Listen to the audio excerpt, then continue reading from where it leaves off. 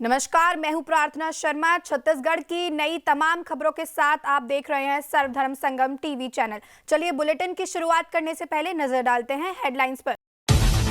छत्तीसगढ़ में संपत्ति रजिस्ट्री पर उपकर खत्म, 1 करोड़ की संपत्ति पर करीब 60,000 की बचत। छत्तीसगढ़ में भीषण गर्मी का कहर, 3 दिन और बढ़ेगी तपिश। मौसम विभाग ने दोपहर में बाहर ना निकलने की दी सलाह।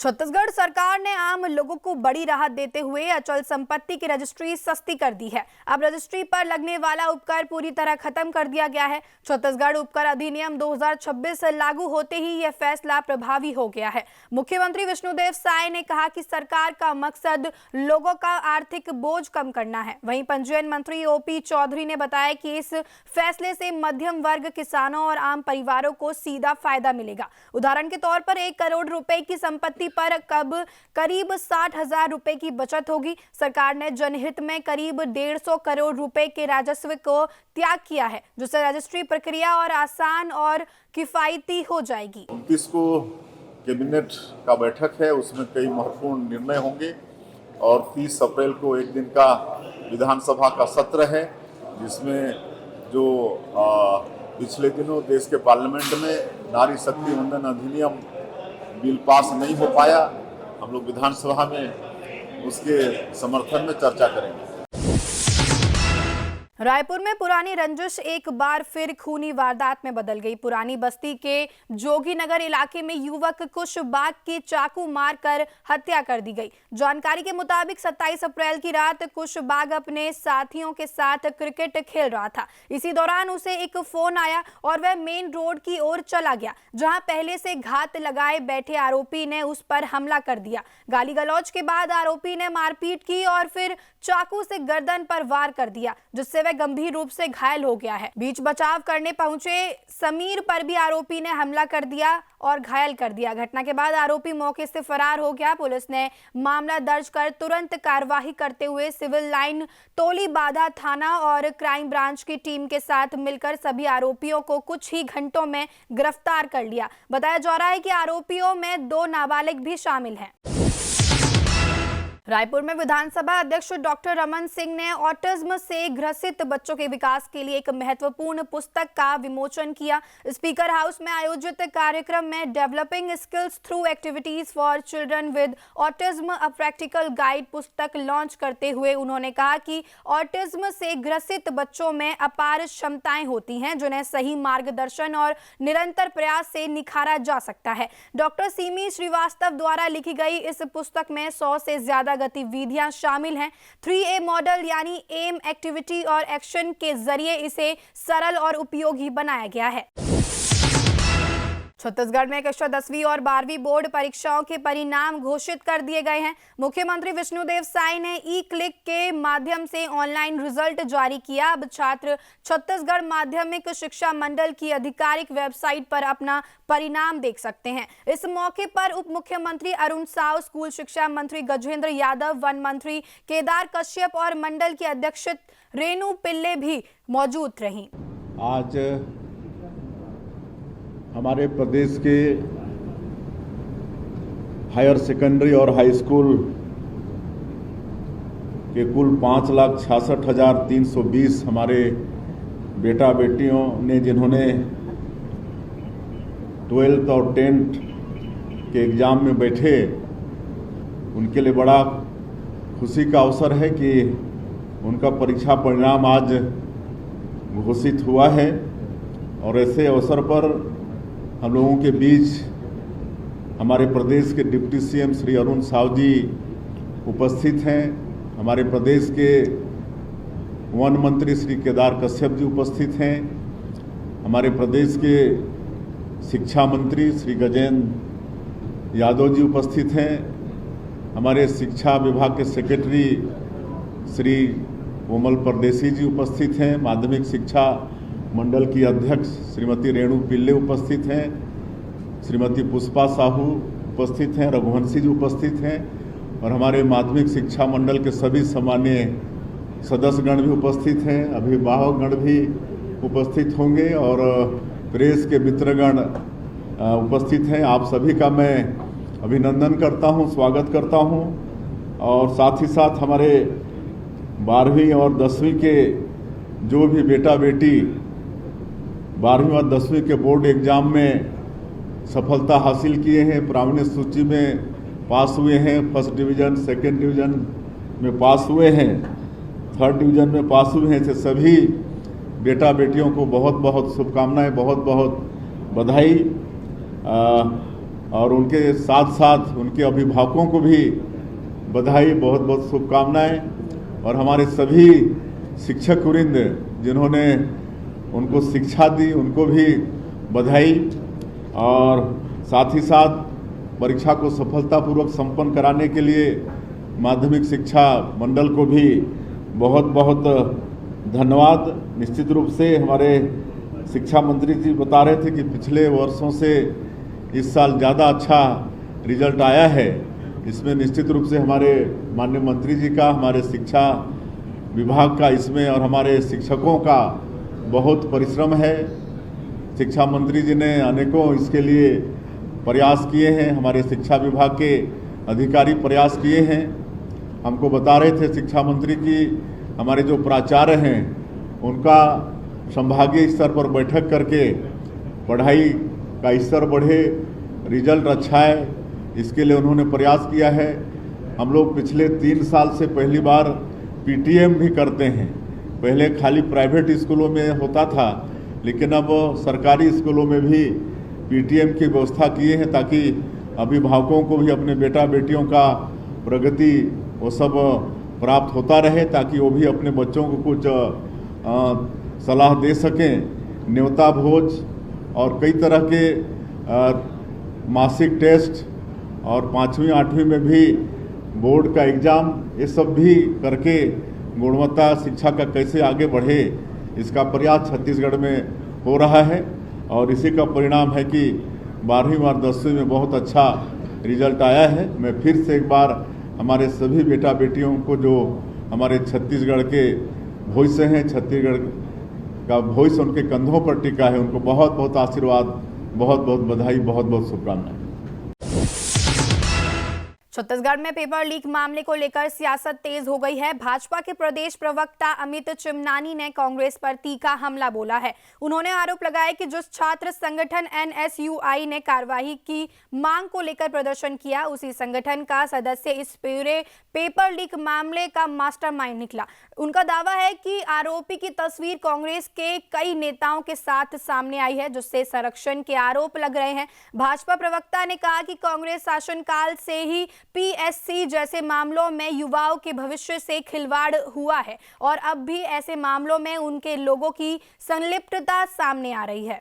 छत्तीसगढ़ में हुए पेपर लीक मामले में जहां एनएसयूआई प्रदर्शन करके कार्रवाई की मांग कर रही है, वहीं पेपर लीक मामले का सरगना एनएसयूआई का ही सदस्य निकला। पूर्व मुख्यमंत्री भूपेश बघेल जी, पूर्व कृषि मंत्री रविंद्र चौबे जी और कई कांग्रेस के दिग्गज नेताओं के साथ उनकी तस्वीरें वायरल हो रही हैं। जब कांग्रेस सत्ता में थी तब भी पीएससी का बड़ा घोटाला करके नौजवानों के भविष्य को चौपट करने का काम किया, और अब जब सत्ता चली गई तब भी आदत नहीं गई। अब इनके नेता और कार्यकर्ता पेपर लीक कर रहे हैं। विष्णुदेव साय सरकार में इन सब के खिलाफ कड़ी कार्रवाई सुनिश्चित होगी। एनएसयूआई के इस फरार नेता के ऊपर अब 5,000 रुपए का इनाम भी घोषित कर दिया गया है। कांग्रेस पार्टी अपने दोगलेपन के लिए, युवाओं के भविष्य को चौपट करने का प्रयास करने के लिए जनता से माफी मांग ले, अन्यथा जनता इन्हें राजनीतिक दल के रूप में विलुप्त करके ही मानेगी। रायपुर में कांग्रेस विधायक दल की अहम बैठक शुरू हो गई है। ये बैठक नेता प्रतिपक्ष डॉक्टर चरणदास महंत की अध्यक्षता में हो रही है। बैठक में कांग्रेस के सभी विधायक मौजूद हैं, वहीं प्रदेश अध्यक्ष दीपक बैस भी शामिल हुए। राजीव भवन में हो रही इस बैठक को विधानसभा के विशेष सत्र को देखते हुए बुलाया गया है, जहां सरकार को घेरने की रणनीति पर चर्चा की जा रही है। पहलगाम में आयोजित समिति की बैठक में रायपुर सांसद ब्रजमोहन अग्रवाल ने बैंकिंग व्यवस्था और रोजगार को लेकर अधिकारियों से तीखे सवाल किए। एसएसएमई और भारी उद्योग क्षेत्र के संवर्धन में बैंकों की भूमिका विषय पर हुई इस बैठक में वित्त मंत्रालय, एमएसएमई मंत्रालय, state bank of India and Jammu Kashmir bank समेत कई वरिष्ठ अधिकारी मौजूद रहे। सांसद ने 2023 से 24 की तुलना में 2025 से 26 में ऋण वितरण में आई गिरावट पर नाराजगी जताते हुए पूछा कि मुद्रा और स्वनिधि जैसी योजनाओं का लाभ आम लोगों तक क्यों नहीं पहुंच रहा। उन्होंने अलग अलग ऋणियों में ऋण वितरण का विस्तृत ब्यौरा भी मांगा। रायपुर में सांसद ब्रजमोहन अग्रवाल ने जनसेवा की मिसाल पेश करते हुए 84 हितग्राहियों को जनसंपर्क निधि से सहायता राशि के चेक वितरित किए। रायपुर दक्षिण, उत्तर, ग्रामीण और पश्चिम विधानसभा क्षेत्रों के लाभार्थियों को कुल 5 लाख रुपए की आर्थिक मदद दी गई। यह सहायता सामाजिक संस्थाओं, भजन मंडलियों, खिलाड़ियों, जरूरतमंद छात्रों और गंभीर बीमारियों से जूझ रहे मरीजों के लिए प्रदान की गई। सांसद ने कहा कि नर सेवा ही नारायण सेवा है और जनसेवा ही उनके सार्वजनिक जीवन का मूल उद्देश्य है। उन्होंने बताया कि छोटी सी आर्थिक सहायता भी किसी जरूरतमंद के जीवन में बड़ा बदलाव ला सकती है। छत्तीसगढ़ की सियासत में ईडी की कार्रवाई को लेकर बयानबाजी तेज हो गई है। भाजपा विधायक और पूर्व मंत्री अजय चंद्रकार के भाई के घर ईडी की छापेमारी के बाद कांग्रेस ने केंद्र सरकार पर निशाना साधा है। कांग्रेस संचार प्रमुख सुशील आनंद शुक्ला ने आरोप लगाया कि जो भी सरकार के खिलाफ आवाज उठाता है उसके खिलाफ केंद्रीय एजेंसियों का इस्तेमाल किया जाता है। उन्होंने कहा कि यह कार्रवाई उसी का उदाहरण है। उन्होंने ये भी कहा कि विपक्ष की आवाज दबाते और सवाल पूछने वालों को डराने के लिए एजेंसियों का दुरुपयोग किया जा रहा है, लेकिन कांग्रेस इससे डरने वाली नहीं है।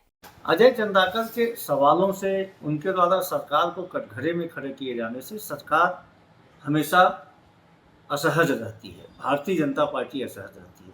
विधानसभा में जनहित के जो मुद्दे उठाते हैं उसके कारण सरकार को बगले झांकने पड़ता है। यही नहीं, मिशन 2047 को लेकर जब सरकार ने सत्र बुलाया तो उस समय अजय चंद्राकर जी ने पूरी की पूरी सरकार को आईना दिखाया था। उसके बाद से ही अजय चंद्राकर के खिलाफ लगातार भारतीय जनता पार्टी में षड्यंत्र चल रहा था। और उनके भाई के यहाँ जो ईडी भेजी गई ईडी की कार्रवाई है, अभी तक तो विपक्ष के लोगों को दबाते थे, अब अपने लोगों को जो उनके खिलाफ आवाज़ उठाएगा उसको दबाने की कोशिश की जा रही है। ये भारतीय जनता पार्टी का चरित्र है। वो किसी के सगे नहीं है, ना अपने के सगे हैं ना परायों के सगे हैं।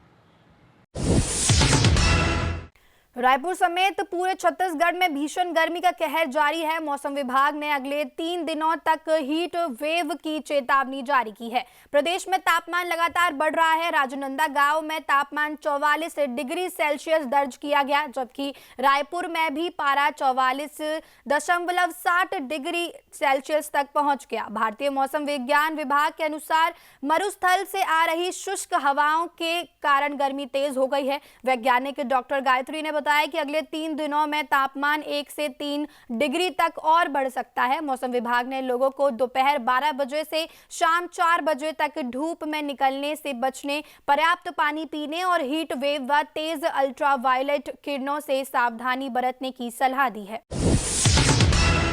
अभनपुर क्षेत्र में स्थित मातंगी धाम के पीठाधीश्वर डॉक्टर प्रेमा साई महाराज की व्हाट्सएप के जरिए जान से मारने की धमकी मिलने का मामला सामने आया है। बताया जा रहा है कि 10 अप्रैल को भेजे गए मैसेज में उन्हें गंभीर अंजाम भुगतने की धमकी दी गई। इसके बाद महाराज ने अभनपुर थाने में आरोपी के खिलाफ लिखित शिकायत दर्ज कराई है। महाराज का कहना है कि वे समाज में जागरूकता और सनातन धर्म के प्रचार प्रसार का कार्य करते हैं, जिसके चलते पहले भी उन्हें इस तरह की धमकियां मिलती रही हैं, लेकिन इस बार मामला गंभीर लगा। उन्होंने प्रशासन से अपने परिवार और धाम आने वाले श्रद्धालुओं की सुरक्षा सुनिश्चित करने की मांग की है। फिलहाल पुलिस मामले की जांच में जुट गई है। डॉक्टर प्रेमा साई महाराज के द्वारा एक शिकायत की गई है, जिसको उन्होंने बताया है कि जब वो केरल के दौरे पे थे तो एक व्हाट्सएप मैसेज आया है जिसमें उन्हें धमकी दिया गया है जान से मारने के संबंध में। इसी संबंध में उन्होंने एक ज्ञापन दिया है और उस पर जो भी है वो साइबर के माध्यम से पता करेंगे किस मोबाइल से कब कैसे है ना उनको धमकी मिली है, वो जांच का विषय। कब की घटना है ये, कब धमकी मिली थी? उनके कहने के हिसाब से वो 10 अप्रैल के आसपास बता रहे हैं, जब केरल के दौरे में थे तो। जी, धमकी में क्या कुछ कहा गया है? जांच संबंधी धमकी में क्या कुछ जांच कहा का गया विषय है, उसको बताएंगे अपने जांच करने जो आरोपी है उसका नाम बता पाएंगे क्या? नहीं, अभी तो ज्ञापन दिए हैं आवेदन, जैसी जांच हो जाएगी तो पता चलेगा। है? जिस फोन के माध्यम से किस माध्यम से उनको धमकी मिला है, क्या मैसेज? व्हाट्सएप मैसेज आया उनके पर्सनल व्हाट्सएप में। थाने में पहुंचे हैं जी, क्या शिकायत लेके पहुंचे हैं? मुझे एक धमकी भरा संदेश प्राप्त हुआ है व्हाट्सएप के माध्यम से। मैं 29 तारीख को परिवार के साथ निजी यात्रा पे था केरल के। 29 तारीख को अबनपुर से केरल के लिए रवाना हुआ था। उसी दौरान 10 अप्रैल को मुझे एक संदेश प्राप्त होता है व्हाट्सएप में, जिसमें सीधा नाम लेकर लिखा होता है, प्रेमा साई तू मरने वाला है, मैं तेरी मौत बोल रहा हूँ, मैं तुझे मारूंगा, तेरे परिवार सहित तुझे ख़त्म कर दूंगा। इस तरह की धमकी थी। और यहाँ तक ये भी उसमें लिखा हुआ है कि तू पुलिस के पास जा या अपने किसी बाप के पास चला जा, तुझे कोई नहीं बचा सकता। मतलब जो धमकी दे रहा था वो पुलिस से भी नहीं डरता, इस तरह की धमकी थी। और इसके पहले भी मुझे कई बार धमकियाँ मिलती और आए दिन धमकी मिलते रहती है। व्हाट्सएप कमेंट बॉक्स में आप देखेंगे तो जो जिन्हें हम अल्पसंख्यक कहते हैं, उन्हीं समाज के तरफ से अधिकतर मुझे धमकी होते हैं। आप अगर इंस्टाग्राम पे मेरे कमेंट्स पढ़ेंगे तो उनके तरफ से अनेक बार धमकी मिलती है, लेकिन हम उसे इग्नोर करते हैं। लेकिन इस बार डायरेक्ट हमें व्हाट्सएप पे धमकी मिली है, इसलिए हमने सोचा कि इसकी शिकायत करना चाहिए, कोई बड़ी घटना ना घट जाए। क्योंकि लगातार हमारे शिविर होते हैं और शिविर में 25-30 हज़ार, कभी कभी 50 हज़ार तक की जनसंख्या वहाँ पे उपस्थित रहती है भक्तजनों की। तो कहीं ऐसा ना हो कि उनके साथ कोई घटना घटित हो जाए। इतने भीड़ में कौन सुसाइड बम लेके आ गया है, कौन पिस्तौल लेके आ गया है, कौन चाकू लेके आया है, कुछ पता नहीं चलेगा। तो इसलिए आगामी मेरे शिविर है, लगातार भिंड मुरैना में भी मेरे शिविर है, तो ऐसी कोई घटना घटित ना हो। सरकार से सुरक्षा की मांग करेंगे? सरकार ने तो मदद की है, वैसे जहाँ भी मैं आता जाता हूँ तो फॉलो पायलटिंग की व्यवस्था है, लेकिन अभी अंगरक्षक वगैरह कोई नहीं है। और धाम, अभी ये छत्तीसगढ़ का त्रिकालदर्शी चमत्कारी धाम है। और छत्तीसगढ़ तो वैसे ही छत्तीसगढ़ की जो सांस्कृतिक गौरवशाली परंपरा रही है, यहाँ भगवान श्री राम जी का ननियाल है, तो ये गौरवशाली परंपरा है। लेकिन आज मातंगी धाम के वजह से भी पूरे भारतवर्ष से छत्तीसगढ़ में आ रहे हैं और हमने बगलामुखी महायज्ञ करके वर्ल्ड रिकॉर्ड बनाया। तो हम जो है छत्तीसगढ़ की सांस्कृतिक परंपरा को आगे बढ़ाने का पूरा प्रयास कर रहे हैं। साथ ही साथ धर्मांतरण को रोकने के लिए काम कर रहे हैं, उसके खिलाफ हम खुला बोलते हैं, जन जागृति ला रहे हैं। जो धर्मांतरित हो चुके हैं ऐसे लोगों को हम घर वापसी करा रहे हैं। लव जिहाद और अन्य प्रकार के लैंड जिहाद, फूड जिहाद, सभी प्रकार के जिहाद को मैं उजागर करता रहता हूँ समय समय पर। तो इससे भी जो है कुछ असामाजिक तत्वों को मुझसे जो परेशानी है और वो इस तरह की धमकी देते हैं। इसके पहले भी धाम में एक लड़का देशी कट्टा लेकर घुस गया था, उसको भक्तजनों ने ही पकड़ा था। थाने में हमने लिखित शिकायत दी थी और पर पुलिस ने कार्रवाई नहीं की, उसे छोड़ दिया। वो देशी कट्टा होने के बावजूद उसे छोड़ दिया गया था। लेकिन ऐसे हमले के इरादे से घुसा था? हमले के इरादे से घुसा था, देशी कट्टा था। और वो बता रहा था मेरे पास ये देशी कट्टा है, मैं खरीद के लाया हूँ, बागेश्वर धाम, पंडोकर धाम और ये मातंगी धाम वालों को खत्म कर दूंगा, ऐसा वो बोल रहा था। लेकिन पता नहीं पुलिस ने उसे क्यों छोड़ दिया, देशी कट्टा होने के बावजूद कोई कार्रवाई नहीं हुई। सरकार से तो मैं यही कहना चाहूँगा कि छत्तीसगढ़ का धाम है, धाम में भी जो है पुलिस की सुरक्षा हो, क्योंकि पूरे देश भर से भक्तजन आते हैं। अभी बीच में एक हमारा भक्त आया था यूपी से, उसे पचपेड़ी नाका में जो है किसी ने कोई ऑटो वाला था, मुस्लिम था, उसने उसे मारा पकड़ के, क्योंकि उसके बैग में मातंगी धाम का लोगो लगा हुआ था। बैग उठा के फेंका और उसे मारा। और वो बेचारा बाहर का होने की वजह से आज से चला गया। बाद में उसने हमें बताया, हमने कहा पहले बताते तो हम आपके साथ खड़े होते, आप लिखित शिकायत करते। तो इसी तरह भक्तों के ऊपर भी हमला हो रहा है। तो सरकार से यही कहूँगा कि सुरक्षा प्रदान की जाए धाम को, धाम में आने वाले भक्तजनों को, मुझे और मेरे परिवार। ठीक। परम पूज्य गुरुदेव जी के बारे में हमको पता चला कि कुछ जिहादी लोग गीदड़ भक्ति कर रहे हैं। वैसे इनके इतने सारे शिष्य हैं और इनको ये जब धर्म की लड़ाई स्वयं लड़ रहे हैं तो इनके जो धर्म के लिए जो ये काज कर रहे हैं, तो धर्मावलंबी लोग इनके लिए बिल्कुल खड़े हुए हैं। उनके कवच की तरह हजारों की संख्या में लोग हैं। गुरुदेव को कुछ नहीं होगा, फिर भी हमें, जैसे अभी कुछ दिन पहले हमारे फरसा वाले बाबा की हत्या हुई है, तो ऐसे हत्या से हमको सीख भी लेनी है। और आपके माध्यम से मैं गृह मंत्री जी को भी कहना चाहूँगा कि ऐसे जो धर्मपीठ, व्यासपीठ पर बैठकर धर्म योद्धा की तरह कार्य कर रहे हैं, उनकी सुरक्षा की जिम्मेदारी सरकार को उठानी होगी। क्योंकि ये लाखों की संख्या, हजारों की संख्या में धर्म का काज करते हैं और उस बीच में कौन आकर उनके ऊपर वार कर दे, तो एक बहुत बड़े संत को ये धर्म समाज खोना नहीं चाहता है। FIR तो किए हैं, राज्य सरकार से भी इसकी मांग करेंगे, शिकायत करेंगे? FIR करने के बाद TI साहब को हमने कहा कि सीधे SP साहब से इनकी बात करें, उच्च स्तरीय बात हो, क्योंकि जम्मू कश्मीर से इसका कनेक्शन हो रहा है और वाणी करके है ये आतंकवाद का बिल्कुल ये वो हो सकता है, क्योंकि पास में कुर्द में एक मजार टाइप का जगह है, वहाँ के यहाँ जो देखो धर्म की जब हानि होती है तब ये जो तंत्र बाधाएं बहुत काम करती हैं, तो ये तंत्र बाधाएं काटने का काम हमारे गुरुदेव करते हैं और धर्मांतरण, मतांतरण, लव जिहाद, लैंड जिहाद, थूक जिहाद, व्यापार जिहाद के बारे में खुलकर बोलते हैं। तो ऐसे लोगों का व्यापार बंद हो रहा है, तो उन्हें बहुत तकलीफ हो रहा है और ऐसे ऐसे मैसेज बहुत दिन से गुरुदेव के पास आ रहे हैं। लेकिन अब कुछ ज़्यादा ही ये आतंकी लोगों का जो प्रभाव बढ़ा है, तो गुरुदेव ने सोचा कि हम जाके अब इसका कंप्लेन किया जाए, क्योंकि वो अपने सपरिवार रहते हैं, 2 बच्चे हैं, बीवी उनकी अर्धांगिनी है, तो उनकी सुरक्षा की जिम्मेदारी चौथे स्तंभ की भी है, पूरे समाज की है, क्योंकि वो धर्म के लिए लड़ रहे हैं। फिलहाल के लिए इतना ही। आप देख रहे थे सर्वधर्म संगम टीवी चैनल। नमस्कार।